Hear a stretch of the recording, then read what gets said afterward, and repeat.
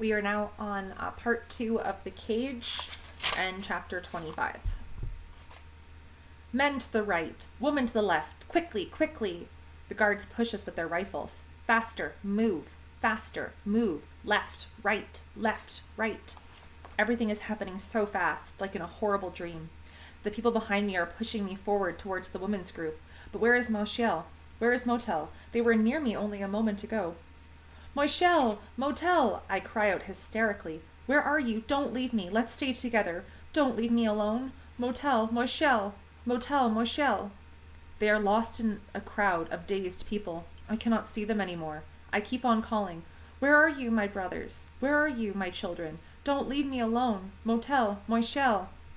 I hear names being called out all around me. Children calling their mothers. Mothers calling their children.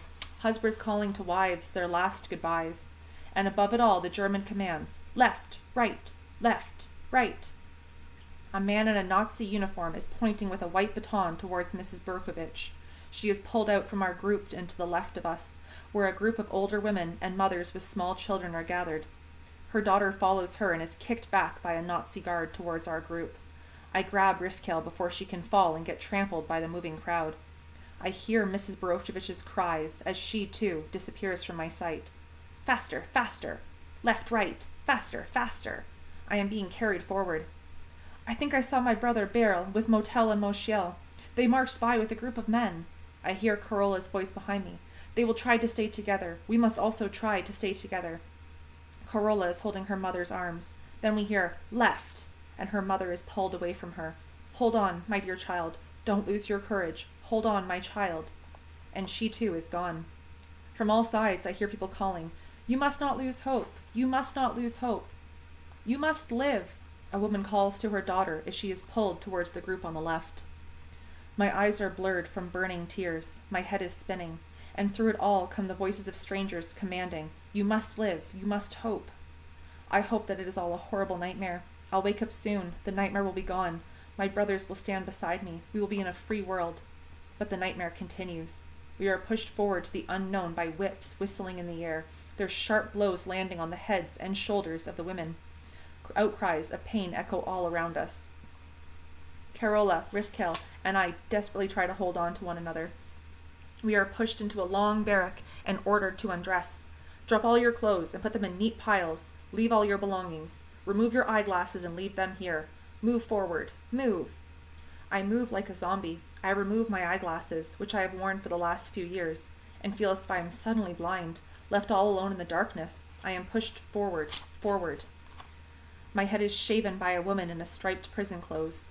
This is to keep the lice out of your hair, she says sarcastically while cutting into my long brown hair with her shaver. I stare at her without really seeing her. There are mountains of hair all around us. Blonde, brown, black.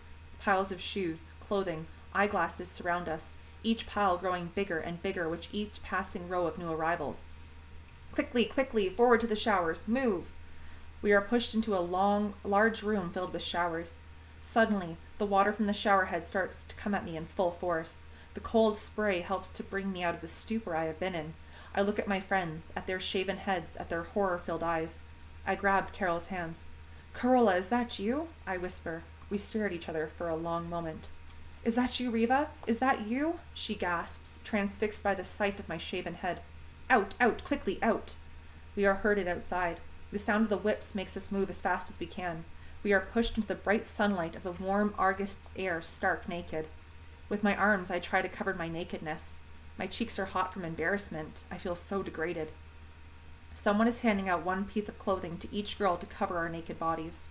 I receive a petticoat big enough to wrap myself in.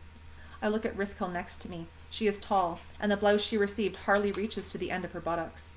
I pull off my petticoat and hand it to Rifkel. I am small, Rifkel. Take this. Your blouse will be big enough to cover me to the knees. She takes off her blouse and puts it on me lovingly.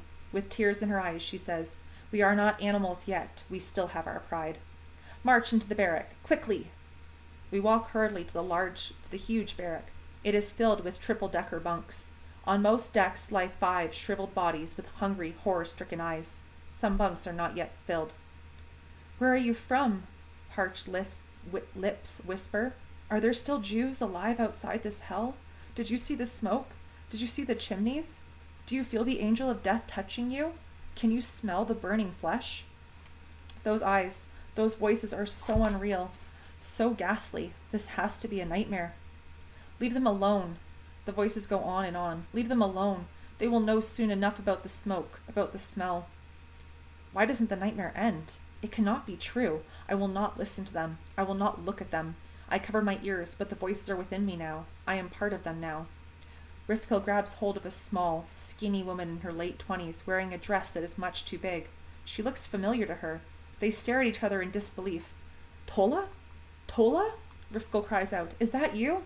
I am Rifkill. Rifkill Borokovich. My God, what did they do to you? Tola's eyes fill with tears. Rifkill? Rifkill? The beautiful, elegant Rifkill without hair, wrapped in rags? This cannot be you. They fall into each other's arms, sobbing. What did they make of us? What did they do to us? Dear God, help us remain human. Help us. I lost my children, Rifkill, Tola says suddenly through her tears. They took them from me. I lost them. She buries her head in Rifkill's chest, howling like a wounded animal. Rifkill hugs her close. I'll stay with you, Tola. We'll stay with you. Riva, Carola, and I. She is the only one in her bunk. We slide into her bunk and hold one another close. Chapter 26. Out, everyone, out. Head count, out, out. Within seconds, we are lined up outside the barrack. A strange mass of weird-looking creatures wrapped in rags, barefooted, with shaven heads and eyes bulging from hunger, horror, bewilderment. Where are we? What is happening here? What is a head count? After a few hours of standing in the hot sun, weak, half dead, feet buckling under me, I hear a loud, cold voice bellow through a bullhorn. You are in Auschwitz now. Where is Auschwitz? What is Auschwitz? I hear whispers. You are lucky, the thundering voice shouts. You are still alive. If you listen to orders, you'll stay alive. If you cannot work, if you are sick, if you do not follow orders, you'll end up in smoke. Do not move without permission. You'll go to the toilet barrack only when ordered. Listen for orders. You'll end up in smoke. You'll end up in smoke. Those words spin around and around in my head. Even without my glasses, I can see the dark smoke in the distance rising to the sky. What is that smoke? What did those words mean? They count the standing bodies again and again. They count the dead bodies on the ground. The count goes on for hours and hours. It is some sort of cruel game they are playing to see who can last longer. Is this their amusement? Are we playthings?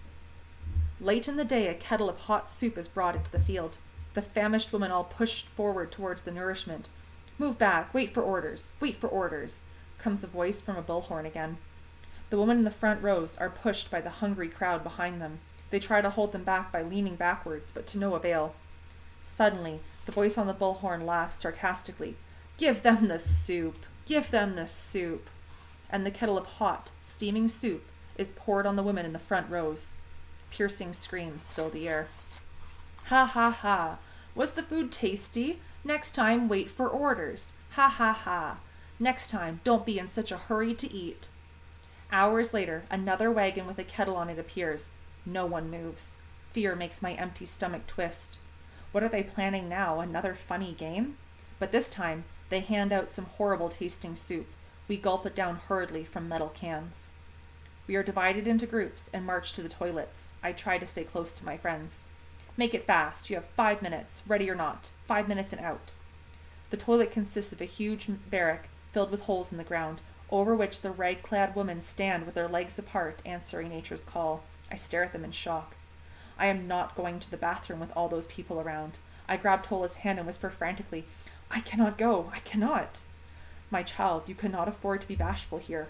Her voice is sharp and stern now. She takes me by the hand as she would her small child. Go to the nearest hole. Go fast. Do it. They do not care. Forget about your pride. Hurry. The guards will chase us out soon, finished or not. If they chase us out and the others in. So hurry, please. There is warmth and gentleness in her voice as she pulls me towards an unoccupied hole. Now hurry, and watch not to slip into the hole. I feel like an animal. Quickly, quickly, out, out, out.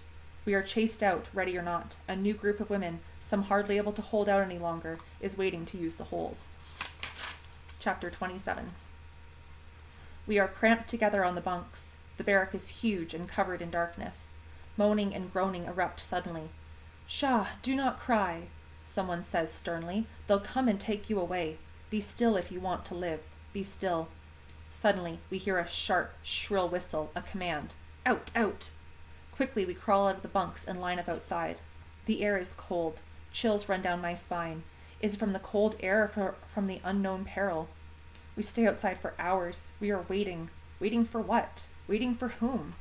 Slowly, night gives way to dawn. We are still waiting. Finally, we are ordered back into the barrack, stepping over the bodies of those who did not survive the night's ordeal. We search for familiar faces. Once in the barrack, we cuddled together on the bunk. "Thank heaven, we are all still together," I whisper on seeing my friends. "We are still alive." "Close your eyes and try to get some rest while you can," someone whispers. "Do not lose time talking. Sleep, sleep." I close my eyes and drift off into a different world. I am surrounded by living skeletons, their eyes bulging from their heads and their bony arms reaching out towards me to embrace me. I jump up, horrified. Was I asleep, or was that real? Cold sweat covers my body. "Out, out, head count!" We are herded out. "Everybody out of the bunks. Quickly, quickly. The ones left behind will be taken away. Move if you want to live." Some do not have to worry anymore. They are dead. Others, half dead, do not care anymore. They lie motionless, waiting for the end to come and free them from this hell. A young girl near me is pulling on the bony arms of a woman on the bunk. "Mama, wake up. You cannot sleep now. We must move outside or they will take us away. Open your eyes, Mama. Please, open your eyes." She shakes her mother's feeble body. She pulls her from the bunk. The woman opens her eyes slowly. She is so weak. She looks at her daughter with pleading eyes. "Go, my child. You are young. You must live." She closes her eyes again. "Mama, Mama, open your eyes. Do not sleep now, Mama, please." "Your mother is gone, child. She is dead. You must live. She told you. You must live. Come." She is pulled away, held up by some women. She is struggling with them. "Let me stay here with my mother. I want to stay with my mother." She is carried outside by the arms, still screaming. We are gathered at a huge field. The sun is hot. We are lined up for our food ration, a slice of bread and some watery coffee. "This will have to hold you until the soup in the evening if you are still here," says the voice through the bullhorn. We stand for hours and hours in the hot sun. "Water, water," beg some. Some women faint and just lie on the ground, waiting to die. One of the capos, prisoners the Nazis put in charge of other prisoners, turns on a garden hose full blast. The powerful stream of water knocks some off their feet. Hands reach out to touch the water, mouths open to catch a drop. But the water is shut off as suddenly as it was turned on. We are sent back to the barracks. The bodies of the dead have been taken away. The empty places are filled with new arrivals. Chapter 28. What are those chimneys we see in the distance? What is that smoke? What is that stench that reaches us? Does anyone know? It cannot be true what they whisper here, that people are being burned in there. The same questions plague us all. We lie in our bunks, exhausted, too worn out to speak. I need rest. If only I could get some rest. I close my eyes and sleep, but I am afraid to close my eyes. I may not wake up. I must live, I tell myself. Motel and Mochiel need me. I must search for them as soon as we get out of here. I must search for Mama. Maybe they sent her here when they took her away from us. It has been 2 years, but some people have been here for 2 years. Maybe Mama, too, has survived. Maybe she is just nearby. I must search for her. I must be strong. I must find them again. I close my eyes and float away with my thoughts. Sudden thunder startles me. I open my eyes. Was it a dream? There is silence, then thunder again. It becomes louder and closer. But is it thunder? The women around me stare at one another in bewilderment. "They are bombing the camp," comes a sudden outcry. "We'll die here like rats in this hell. We must save ourselves. We must get outside. Run, everybody, run." Panic takes over. Some women push towards the doors. "Girls, don't run. Please don't run. They'll shoot you if you run outside. Stay calm. Control yourselves. Please calm down." A skinny, pale woman about 40, wrapped in an old bathrobe, runs through the barrack, pleading, "Girls, I beg you, keep calm. Listen to me. Do not panic. I am Dr. Ginsberg from Lodz, the lung specialist. Some of you know me well. I met some of your families. I am your friend. I want you to live. I want you to live. Listen to me, please. Those are not bombs you hear outside. They are music to ease our pain. Someone out there is fighting the Nazis. Someone is fighting for our lives. Those sounds you hear are Chopin's music. Those are not bombs. They are freedom calling. Be ready, rejoice, sing, everybody sing. She starts humming a Chopin melody. A Chopin melody, her voice loud and strong. Join me, my children. Join me, my sisters. Meekly, slowly as if in a trance, voices join in until the whole barrack is filled with the sounds of Chopin. Louder, girls. Louder, my children. Raise your voices high, urges Dr. Ginsberg. The voices gain strength. Then the door rips open. There is a capo with a club in her hand. She stares at the singing women and turns in a rage towards Dr. Ginsberg. Do you want us all to die? Silence! Silence, you crazy woman! She hits Dr. Ginsberg with her club, knocking her to the floor. She leaves, still cursing. Dr. Ginsberg is helped up. I feel sorry for the capo, she says. She is one of us. May God forgive her. We must live. We must. Chapter 29. Out! Out! Quickly! Line up! Move! Rifles are pointed at us. Clubs fall on people's heads and backs. Shoved and kicked, we follow the commands. In and out of the barracks, in and out, again and again, day and night, day and night. I feel as if I've become running in and out of this barrack for years. Years and years. Could it be that it has only been 7 days? I search for familiar faces, for a familiar gesture. If only I had my glasses. Maybe I would recognize someone. I look closely into people's faces. How long have you been here? Have you ever heard the name Nachka Minska?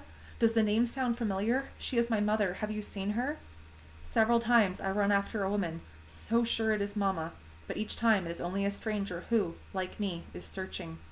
If they would let us move around freely, maybe I could learn something from the other women, but each barrack is a prison within a prison, and there are so many prisons here. Child, if your mother came here in 42, she's either dead or, if she was lucky, in another camp. Stop searching. Stop running after strangers. Save your strength. Stop looking into people's faces with your blind eyes. You will not find her here.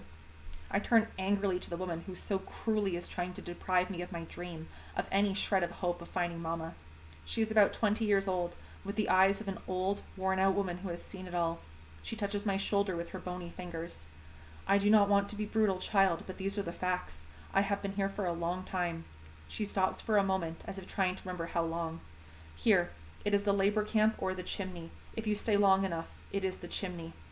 No, no, I scream hysterically. My mother is alive. She is alive. I must not stop searching for her. She looks strangely at me and walks away, shaking her head sadly.